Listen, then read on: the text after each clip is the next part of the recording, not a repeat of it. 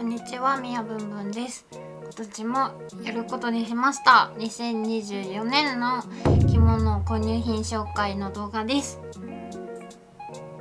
それではどうぞ。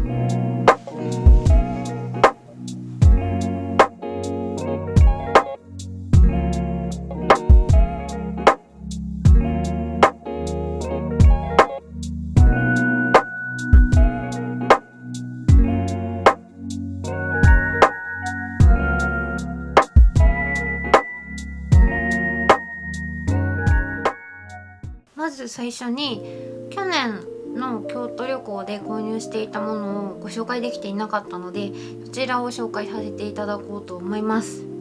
ちらがややさん、京都のややさんで購入させていただいておりましたお着物と帯でございます。購入の様子の動画はもう上げさせていただいているので、もう分かってたよっていう方もいらっしゃると思うんですが、改めてご紹介させてください。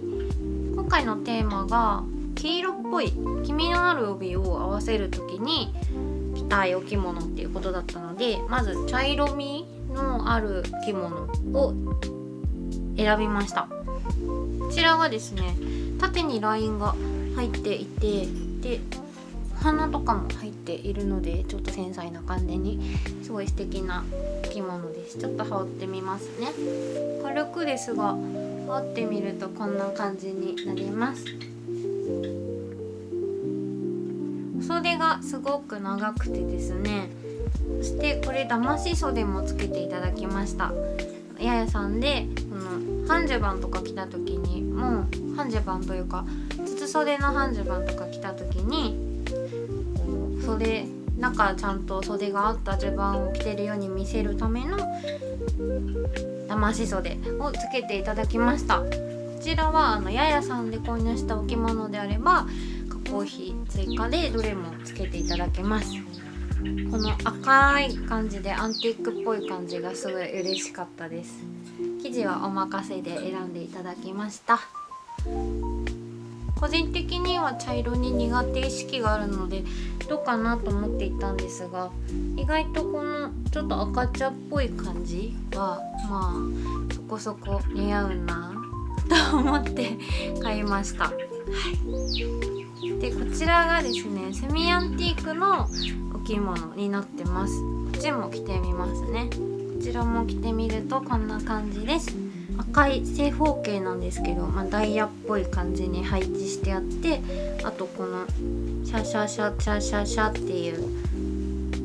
黒いラインが白い正方形の中に入っています。なんかこの着物は今の私っぽいなっていう思うお着物ですごい気に入ってます。パッと手に取っちゃう感じです。こちらも騙し袖つけていただいてて、こちらはなんとこのいかついお顔がついております。こっちも赤でね、すごい嬉しかったです。やっぱ赤い袖がね好きなんです。そしてこちらは特に黄色とか気にせずに欲しいなと思って買わせていただいた帯です。このつぼだれの帯は地紋もつぼだれになっていて、わかるかな、ちょっとキラキラしたなんか溶液溶液がビヨーンっていく感じがすごい出てて怪しい感じが好きです。このね色もすごいいいですよね。青にオレンジっていうのがすごい気に入ってます。あとはこちらはお花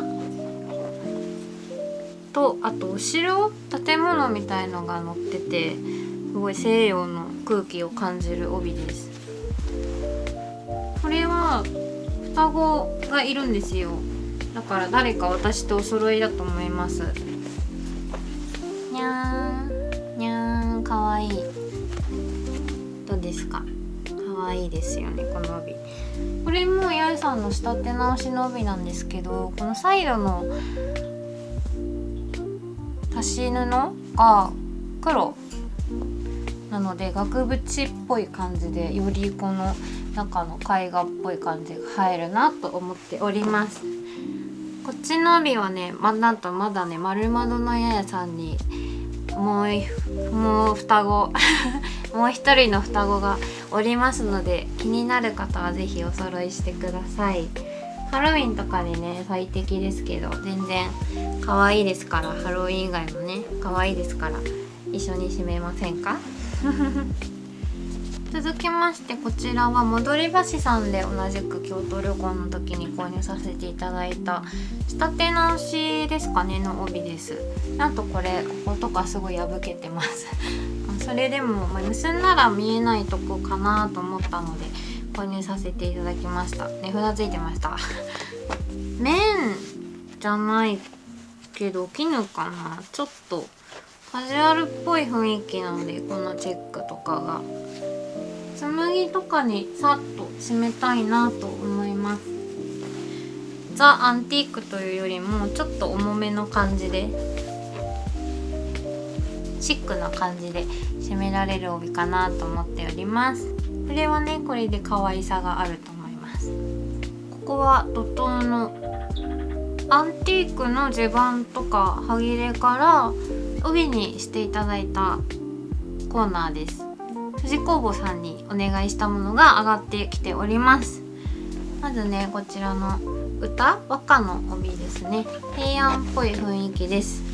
ちょうど大河ドラマが最近までやってたのがそういう平安時代の和歌とかのお話だったっぽいんですけど、私はテレビがないので見てなくて、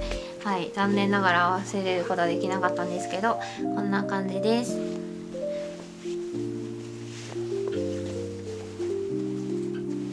ういう感じかな。和歌これにも合いますかね。このお着物は何でも受け止めてくれるので本当にそこが気に入ってます。じゃーん、どうでしょうか、見えないかしら。でこちらが七福神の柄です。ちょうど汚れが見えてますがここは隠れるのかしら。これはこういう感じ。めっちゃ汚れ見えるけどこんな感じかな。こうかな。こうすると汚れが目立たないかも。汚れ見えてもいいんですけど、ここに七福神ってちゃんと切符に書いてあります。おじさんたちがこちらを見てませんがおじさんたちがおります。じゃーん、ねもいい感じにありますかね。どうでしょうかそしてこちらは野球の帯です。じゃーん、六大学野球の柄かなと思ってます。これはちょっと緑みっぽい色味があります。よいしょ、こういう柄出しかな。じゃんじゃん、これもかわいい。私野球全然興味ないんですけど、なんかこの柄は可愛いなと思って、スポーツ観戦の時にね、チャンスがあれば締めていこうかなと思います。私はバスケが好きです。仕立て直しの帯は本当に新しいものが本当締めやすいので、ややさんもそうですし、他のお店もそうなんです。お店さんも他のお店さんもそうなんですけど、やっぱこう古いものを古いまま締めるのもそうロマンがあっていいんですが、現代で着るならパリッと締めやすいものが綺麗に結べて私はすごい好きです。こんな感じでした。でもう一つ藤子坊さんにお仕立てしていただいたのがこちらの雪だるまちゃんの羽織です。こちら出来上がってきておりました。一重の男の襦袢から一重の羽織に直していただきました。まだしつけついてます。はいかわいいです。雪だるまちゃん羽織るとこんな感じです。見えるかな。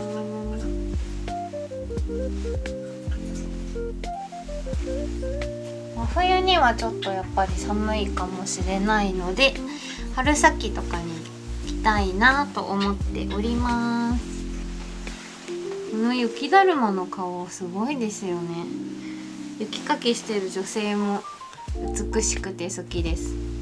じゃーん。昔の雪かきの道具ってこんな感じだったんですね。なんか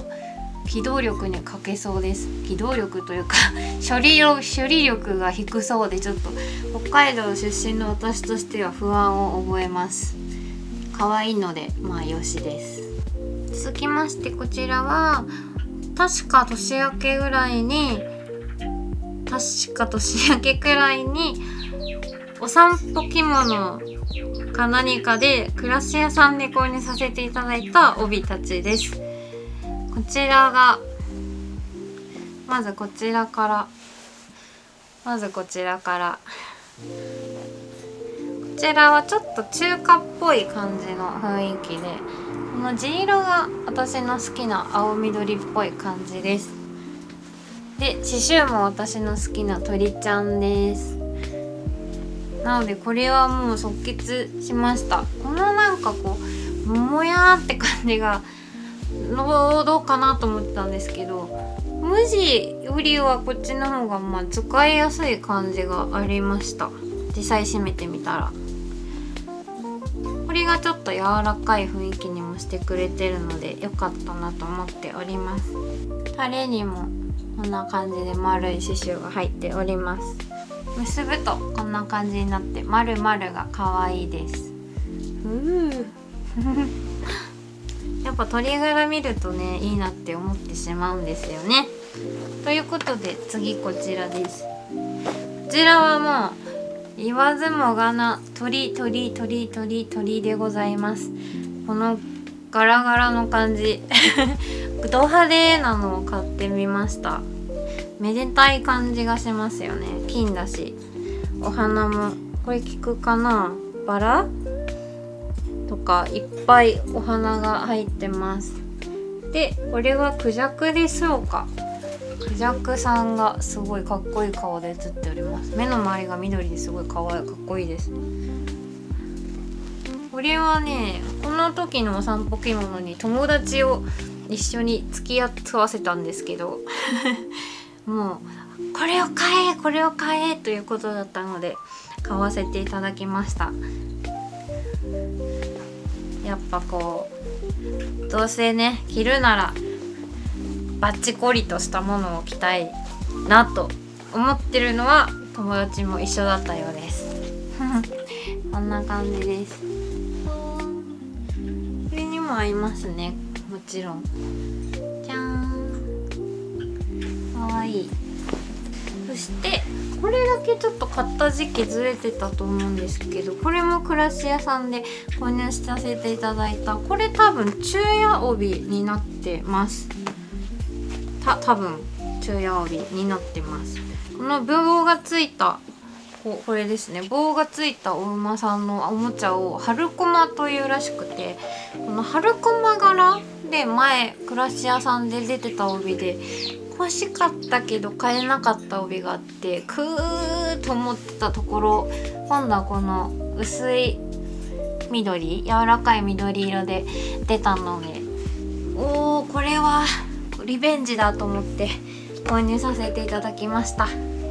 春らしい色ですね、とっても。冬に着てもこうなんか暖かい空気をまとえて可愛らしい帯だと思います。可愛い。こんな感じで暮らし屋さんだとやっぱり私は動物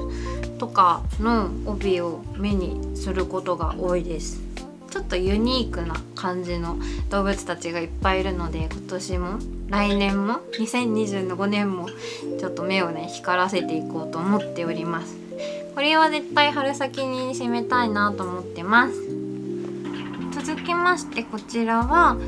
2024年春のライオン百貨店で丸窓の八重様が発売されていた帯2つでございます。まずこちら傘とおじさんでございます。なんとも言えないこのピンクベージュのようなお色味が目を引くんですが、この柔らかいお色の中にこうキリッとした黒い目玉柄みたいな番傘にこう高2みたいなおじさんたちがポイポイポイとポイポイポイといるんです。私おじさんの柄好きですので、これはもう見た瞬間にありがとうございますと思って購入させていただきました。襦袢とかお着物だったのかな、元はという感じでございます。この淡い色ちょっと珍しくないですか？帯だったのかな、着物かなという感じです。うまく締めたら多分ここがつながるんじゃないかしらそう思っていますが、もうちょっと上の方が個人的には好きです。やっぱこう太鼓もこう派手に行きたくないですか？なので番傘バンバンみたいな柄になるかなと思っております。かわいい。あやさんのこういうなんかちょっとクスッとくるような柄がすごい好きですね。すぐ買っちゃいますねでこちらも同じくライオン百貨店の時に出されていたものです。ちょっと私遅れていったんですけど、確か残ってたんだと思って、残ってるんだと思って、じゃあ買いますと思って残ってたらね買っちゃいますよね。それはね、こんな可愛いのがね、モロッカンタイルみたいなちょっと西洋というかアジアっぽいイメージもありつつ、そんな感じです。異国の雰囲気がする帯になっております。これも色味がすごく可愛くて、両方ともこのピンクの感じがなかなか持ってない感じでいいなと思って購入しました。この抽象的なバラの描写がすごく可愛くって、これ元は何だったんでしょうね。お着物だったのかな、わかんないですけど、これも仕立て直しであるのでとっても締めやすい帯です。こんな感じ。これも合うかな。ちょっと同系色っぽいですがどうでしょうかここ2つとっても気に入ってる帯です。で同じタイミングでもう2つ購入させていただいたものが羽織です。こちらじゃーん、よいしょ。こちらなんと銘仙の鶏ちゃんの柄のお羽織となっております可愛すぎませんか？これなんと当日浅草ライオン百貨店の時には壁にこうかけてあったんですよね。ここややさんのスペースですよっていう目印的な感じで大きくこう広げてかけてあったんですけど、それがあまりにもこうディスプレイっぽすぎたのか誰も買ってなくてですね、じゃあ買いますと思って終わり際にね、その時私来店イベントやらせていただいてた気がして、なので終わり際にイベント終わった後にこうライオンさんの方パタパタって行ったらあったんです。買いました。ありがとうございますやっぱ鳥に目がないですね。海に鶏ちゃんがいます。ちょっとサイズがねちっちゃいのでなかなかまだ羽織れてないんですけど、ちょっとふわぽちゃ加工するのももったいないなと思うようなお羽織なので、どうにかこのまま着れるタイミングがあれば着たいなと思ってます。そしてもう一つお羽織買わせていただきました。こちらもね謎に残ってたのでね、私が買わせていただきました。謎に残っていたため私が買わせていただきました。青が印象的なお羽織で、こちらはこうついでありますので、ややさんのオリジナルのふわぽちゃ羽織となっております。私ふわぽちゃ羽織は持ってないことはなくって1個持ってたんですけど、でも本当に雪がの心配がなくなるアンティークの羽織ってないので、言い切りますけどないので、もうややさんのふわぽちゃ羽織を1回羽織っちゃうと、こんなにサイズ安心して着れる羽織あるんだという喜びが込み上げてくるため、その喜びを再度確認するために私が購入させていただきました。この黒い花がねこうバーンって入ってる感じがかっこいい感じもあって、で意外と下のお着物は選ばずに何でも合うような羽織なので、このお着物にも合いますし、多分色がいっぱい入ってるから、多分どこの色を拾っても合いやすいんだなと思っております。でこのふわぽちゃもね入ってる方がかっこいい感じしますよね。とっても自然で、これはねすごい気に入って重宝しております。ふわぽちゃ羽織は本当にアンティークの羽織欲しいけどサイズがって方は本当におすすめなので、一回ちょっとねややさんに見に行ってみたりしてください。ぜひ。でなんとふわぽちゃ加工されてないお羽織があったとしても、そちらを購入してややさんでふわぽちゃ加工お願い、追加料金でお願いしたらふわぽちゃの羽織にしてくださるということなのでね、ぜひ皆様お気に入りの羽織をややさんで見つけてふわぽちゃってみてください。次こちらも去年の京都旅行の時に新大阪でも行って履物着物弥生さんにお伺いした時に購入させていただいた帯です。じゃーん。この刺繍かな、織かな、織っぽいですね。がこうぷくーっとなっていて立体的なんです。このお花が見えるかな。色味がちょっとうまく伝わらないかもしれないんですが、すごいドピンクのこの蛍光ピンクの帯にこうお花がバーンときてます。この蛍光のお葉っぱですね。葉っぱとこの葉脈が青で表現されてるとこもすごい絵として気に入っていて、あなたこれぐらい行った方がいいわよって弥生さんとねそういう話になって買わせていただきました。私にとっては結構チャレンジな帯なんですが、アクセントにね意外といいなと思って、特にこの青っぽいお着物にのせるとすごいこの葉っぱが生えていい感じです。赤はどうかしら、ちょっと合わないかしら。新しいお店さんに行くとこういう新しい発見もあるので、どんどん新しいお店もこれからも行ってみたいなと思っております。じゃーん。で弥生さんでもう一つ買わせていただいたのがこちらの帯になっております。じゃん。こちら歌つ村なんですね。まあこのおあつらいついたままになってるんでまだ閉めてないんですけど、辰村の夏帯になってます。いつの辰村かとかはもう全然あれなんですけど忘れちゃったんですけど、分かんないんだったっけな、分かるんだったっけな、分かった上で忘れたか分かんない上で覚えてないか、それを忘れたかちょっと忘れちゃったんですけど、とにかくこの葉っぱの感じ力強いんだけどちょっとたおやかな感じといいますか、こうあと金糸と銀糸とキラキラした糸たちがこう舞い踊ってる感じがですねたまらなくてですね、オンラインで見ててと思ってたところを実際に見せていただいて購入させていただきました。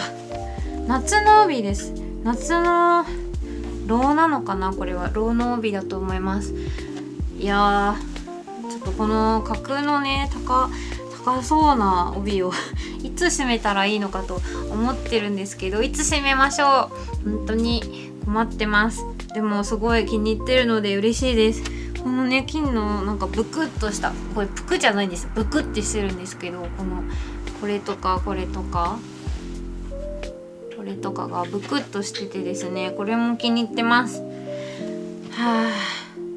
梅雨の表現なんですかね、なんかこう梅雨葉っぱについた梅雨の表現なのかなとも思いつつ、この稲穂っぽい表現もなんか力強いし力が溢れます、これを見ていると。なので嬉しいのでハッピーですなんか初夏とかにねサムシングパーティーがあれば締めたいなと思っております。とっても気に入ってます。正直あんまりそのブランドといいますか辰村であるとかすごいいいものだっていうのは分かった上でなんですけど、名前というより本当にこのお品が気に入って買わせていただきました。気に入ってます。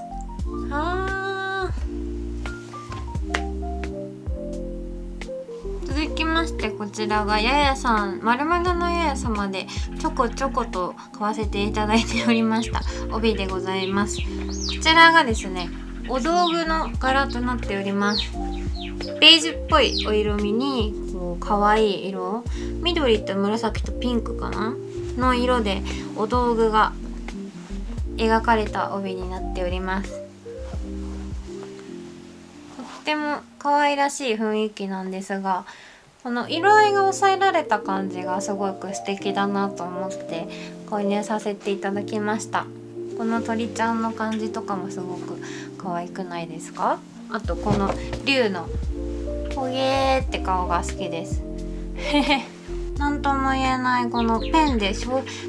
シャシャと描いたようなねタッチがとても気に入っております。全体的になんとこれまだもう一枚ややさんにあります。気になった方はぜひ。これも本当に何でも合います。じゃーん、かわいいです。可愛らしいのがお好きな方もちょっと変わったのがお好きな方もぜひ。お次がこちらうずらちゃんの帯となっております。うずらちゃんでございます。じゃーん、すごい可愛いですよね。この卵色の帯私にしては結構珍しいなと思うんですが、うずらがね可愛すぎてねもうそんなのはどうでもよくってですね、持ってない色っていうのもあり購入させていただきました。可愛いですうずらさん兄弟が。じゃーん、これ全部出すの結構私の技量では難しいんですけれどもうまく今後も練習して締めていけたらなと思っております。じゃーん、こんな感じです。ややさんの仕立て直しの帯は特に締めやすいと感じます。女さんのこだわりが詰まった仕立て直しの帯でございました。そしてこちらはおじや縮みのお着物となっております。こちらは履物着物弥生さんで通販で購入させていただきました。インスタでこれ入会しましたっていうお知らせを見てシャッて飛んでシャッてポチってさせていただきました。やっぱおじやほど涼しいものはないと思って痛感しておりますので、この夏痛感しましたので追加で購入させていただきました。秋口にも合いそうな色合いがすごい気に入っていて、ちょっとやっぱ夏が長くなってきたので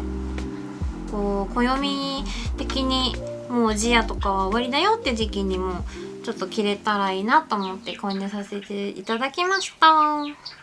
地の色の紺も素敵ですし、このお花のね葉っぱが黄色で葉っぱが黄色でお花が赤と緑のところもこの配色もとても気に入っております。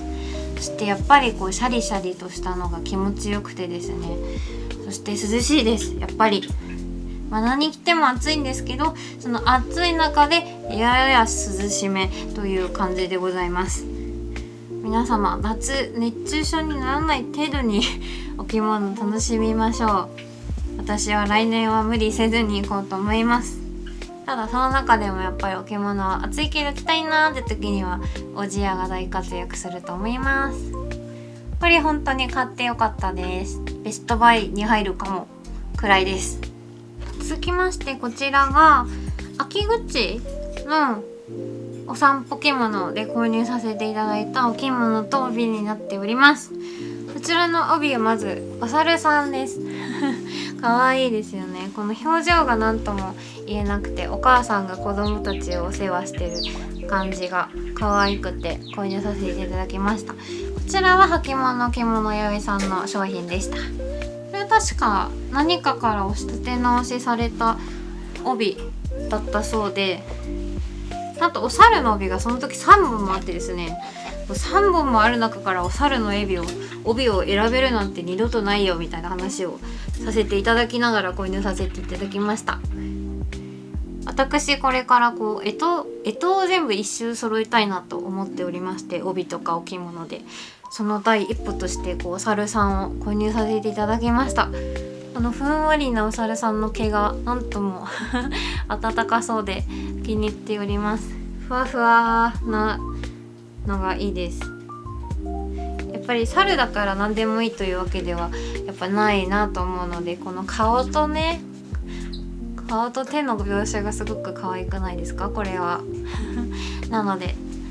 すごい気に入るものが見つかってよかったです。猿は特に一歩間違うと人間になっちまうので、はい、気に入った可愛いお猿さんがね、これこそ猿可愛い猿というものが見つかってよかったです。そしてこちらはウィングさんで購入させていただいたお着物となっております。梅かな、シャシャこのシャーっていうのと梅の感じがとっても気に入ってですね、これもすごい気に入ってます。やっぱウィングさんはただかっこいいとかただ可愛いだけじゃなくてなんか面白さもすごいあるようなお着物が多くてやっぱ好きだなと思いました。これも羽織ってみます。軽く羽織ってみてこんな感じになりました。お袖はそこまで長くないですが、このシャーの感じがかっこよくてちょっとスタイリッシュに見えるのではないでしょうか。これね、意外とこのお猿さん合うなと思って、これでバッチリだねって言って買わせていただきました。かわいい。これ猿年のね、新年に絶対着たいですね。猿年じゃなくても着るんですけど、はい、猿年には絶対締めたいなと思ってます。これも梅なんですけど、ちょっと抽象的な柄なのであんまり季節を気にせずに着れるかなと思っております。ラメが入ってるんですよ。わかりますかね。光っててなんか面白いです。素敵。この青がいいですね。やっぱり効いてます。いい感じです。こちらが帯留めの国となっております。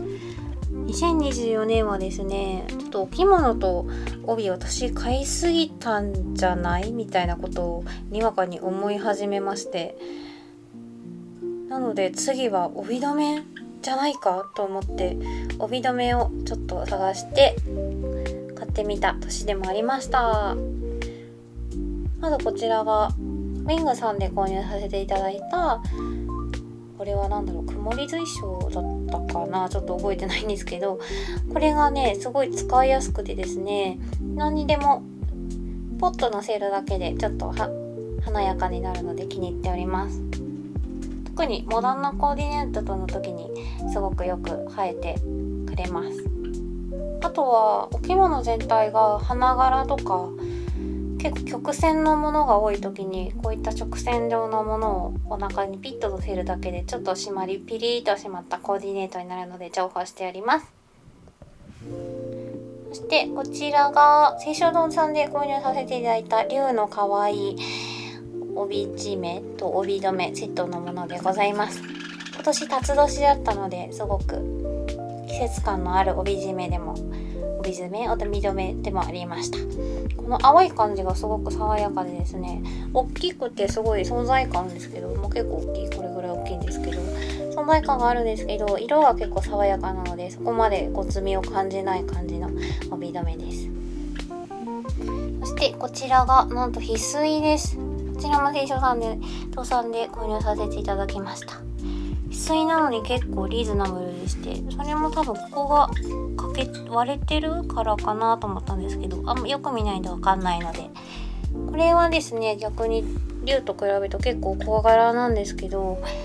つけるだけでですねちょっと色が美しくて結構発色がいいのでパッと目に入るような小さいけど存在感があるいい帯留めとなっております。そしてこちらがややさんで購入させていただいた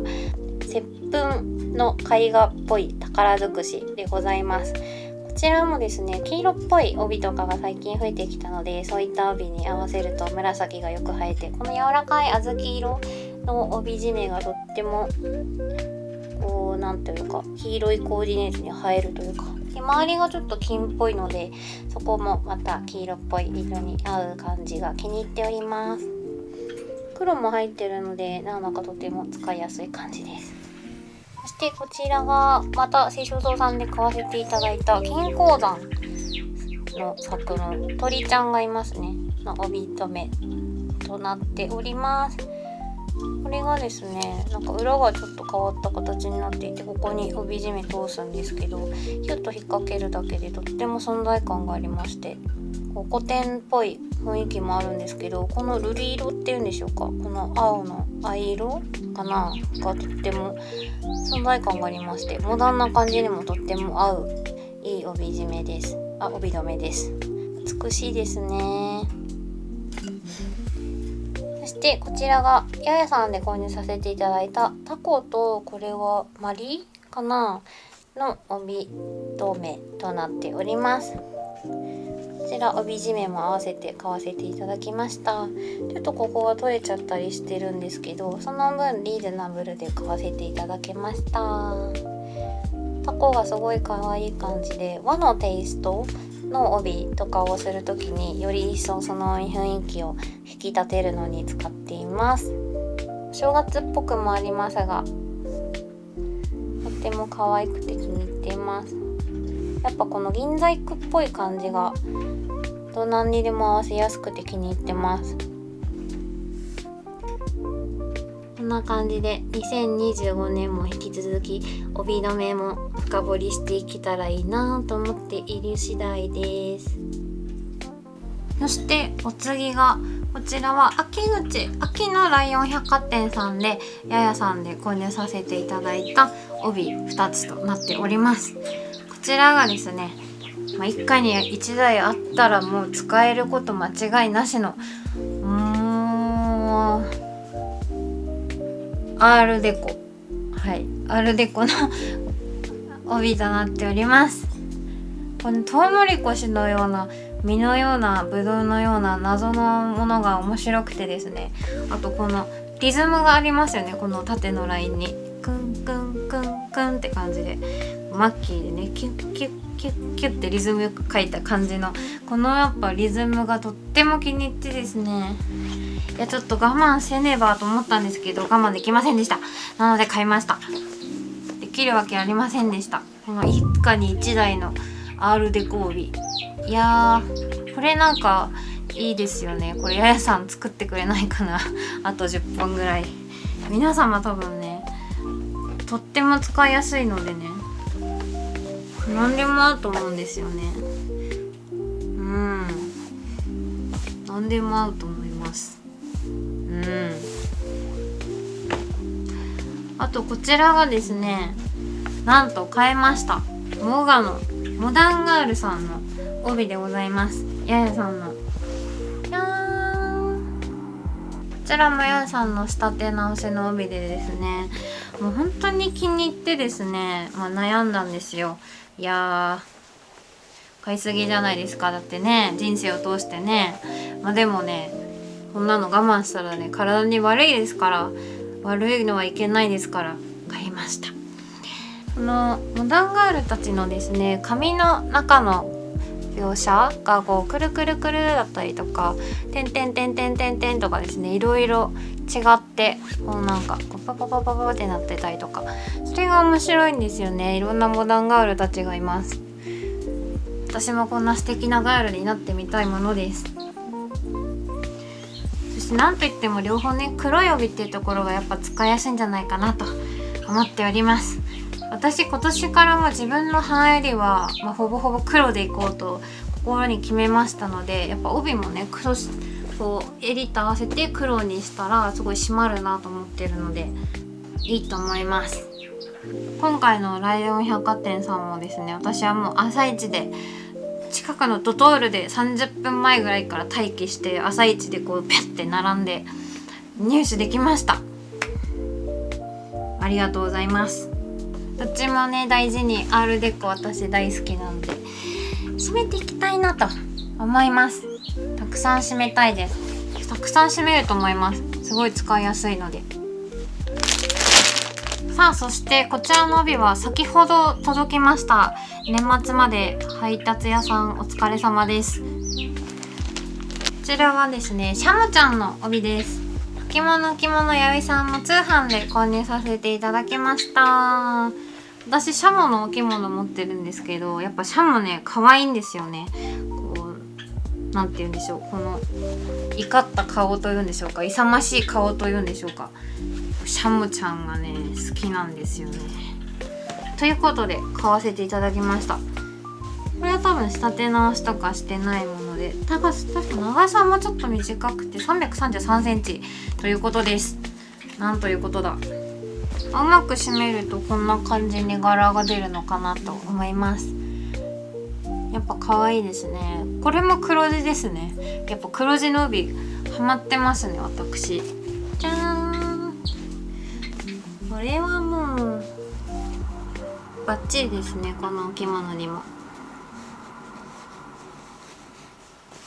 いい感じです。こちらが2024年最後のお買い物となりました。いい買い物でした。このおっぽのおばねの感じがこうパッと華やかでやはりシャモは可愛いです。こういう動物の生き生きとした描写があるとやっぱり面白いなと思ってつい手に取りたくなります。来年もね多分いっぱい動物のものには心奪われていくことでしょう。さあクライマックスです。こちらが着物サラサさんで購入させていただいたモガ帯。こちらもモダンガールさんがいらっしゃる帯です。このなんかザ・アールデコっていう感じの、よくオレンジと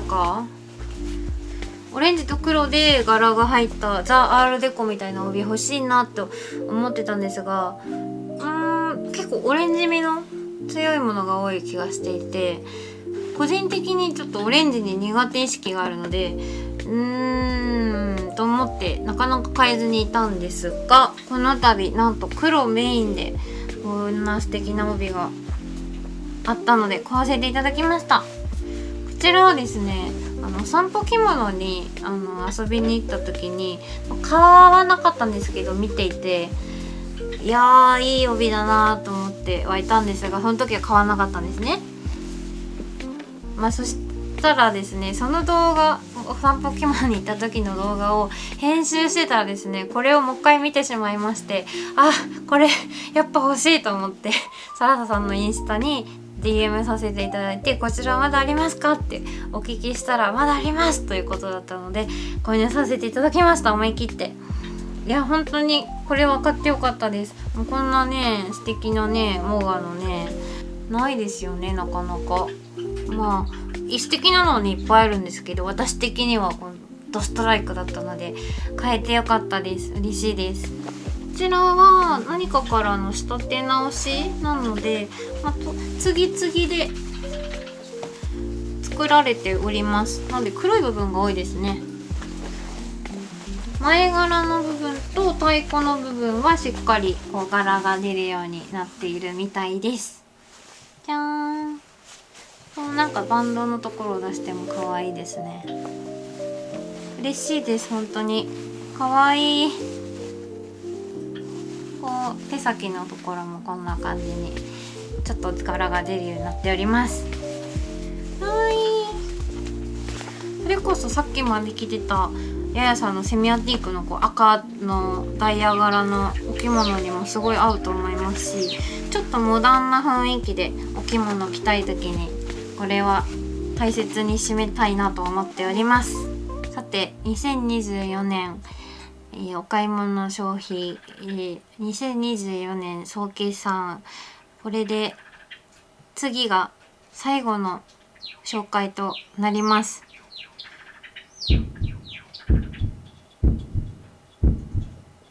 それはこちらです。じゃん。こちらはなんとなんと散歩着物じゃない、こちらはなんとライオン百貨店、秋のライオン百貨店でややさんが発売されていましたすずめちゃんのお着物です買いましたよ。私このすごいやつ買いました。このすずめちゃんがこの手書きっぽい、これ多分手書きなんですよ。本当に手書きのすずめちゃんがあらゆるところにいらっしゃるのです。このお着物にはここにもいらっしゃいまして、この裾にもいらっしゃいます。なんといやー、これはですね、買うと思ってなかったです、自分でもなんでかというと、一品なので、一品らしいお値段がついておりました。まずはい。そしてちょっとこのオレンジっぽい色、私に似合うかしらと不安だったんですね。どうでしょうか。なので正直悩んでいたんですが、もし即決はできなかったんです。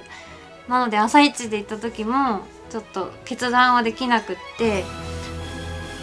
私よりね大事にしてくれる方がいらっしゃればその方のところで幸せになってくれと思ってたんですけれども、なんと思ってたんですけど、万が一2日目、ライオン百貨店2日あるので、2日目終わった時に残ってたらもううちに来てくれと思いまして、ややさんにちょっと2日目まで最後まで残ってたら買いますって言ってたら残ってました